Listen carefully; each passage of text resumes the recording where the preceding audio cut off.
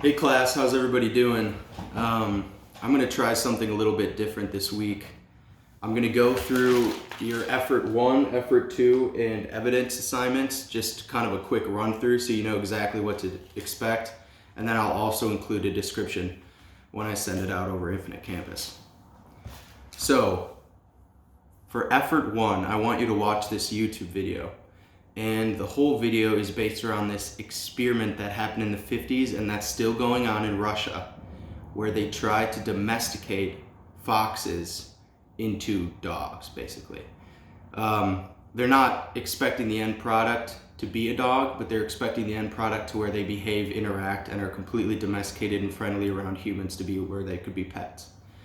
So after watching the video, I want you to give me maybe a paragraph summary of what you learned in the video, and then answer, do you think it's ethical to domesticate?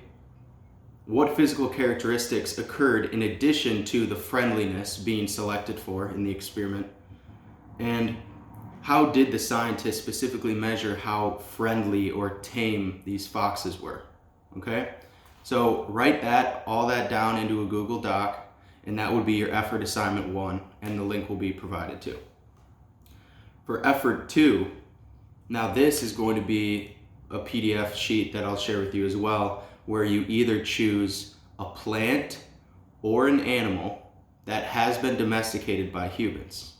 So we're talking corn. I'm sure you remember the banana example in class, or the watermelon, or even a few hundred years ago it had, the seeds in it, and it just doesn't look like our modern day watermelon, right?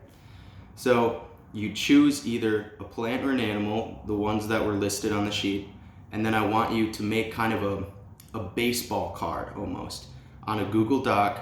Just give me a picture of the plant or animal that you chose, and then use the following prompted questions that are in the worksheet to help give kind of like the statistics or like the stats that you might find on the back of a baseball card. Just a description of where it's from, how it was domesticated, how long of the domestication process, what it looked like then, what it looked like now, that sort of thing. And then you can include that in the same Google Drive as you do for effort 1, okay? Now, for the evidence, this is kind of looping back to our original Fox Farm, and this one's the Fox Farm activity.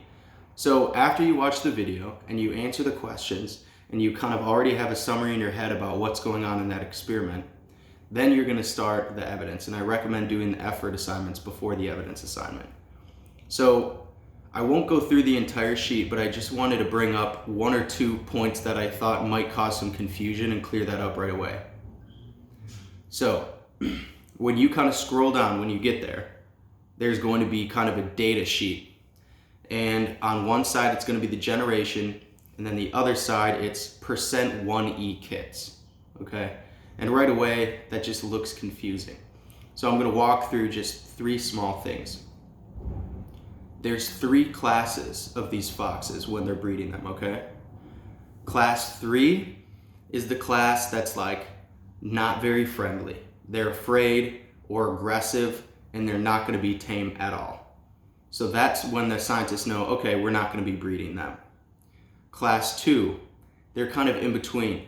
They're allowed to be pet, they don't mind being pet, but they don't have any sort of emotional attachment, any sort of friendliness or anything with the humans. They're just kind of don't really care.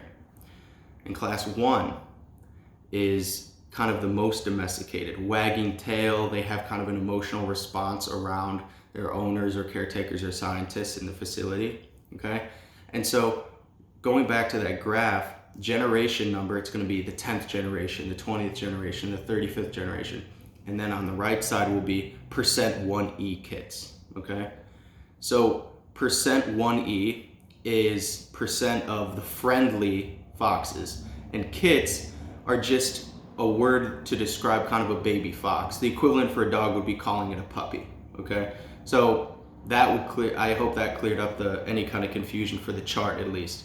Other than that, you guys can easily nail this one out of the park. This is a good evidence assignment, and the more work and time and effort you put into the actual effort assignment, way easier. It'll be a lot easier to actually understand and be able to get in depth for the evidence assignment. So anyways, I hope you guys are all doing well, and I'm just staying indoors, and I'm pretty excited about this week's lesson plan, so I'll see what you guys share with me.